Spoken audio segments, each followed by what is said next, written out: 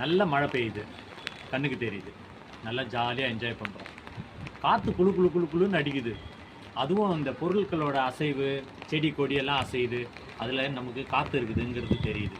ஆனால் கண்ணுக்கே தெரியாமல் ஒன்று உலாத்திக்கிட்டு இருக்குது. ரொம்ப டேஞ்சரான விஷயம் அதுதான். புரியல, நானே சொல்கிறேன்.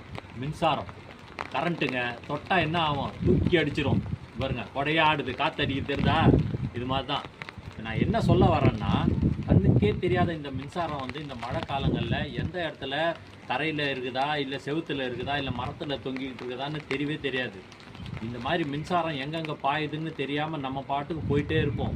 கையை வைப்போம், காலை வைப்போம். மழையில் எங்கே வேணாலும் எது வேணாலும் நடக்கலாம். அதனால் நான் என்ன சொல்ல வரேன்ற விஷயம் என்னென்னா, பார்த்து நிதானமாக சூதானமாக நடந்து போங்க. எங்கே கையை தொட்டாலும் பார்த்து கையை வைங்க. மழை காலத்தில் இது ரொம்ப ரொம்ப ரொம்ப ரொம்ப முக்கியம். சரிங்களா? நம்மளை நாம் தான் பாதுகாத்துக்கணும். கண்ணுக்கு தெரியாத அந்த விஷயத்தை நாம் கண்டும் காணாமல் போயிடக்கூடாது. பார்த்து சூதானமாக போங்க. ஓகே, சொல்லணும்னு தோணுச்சு.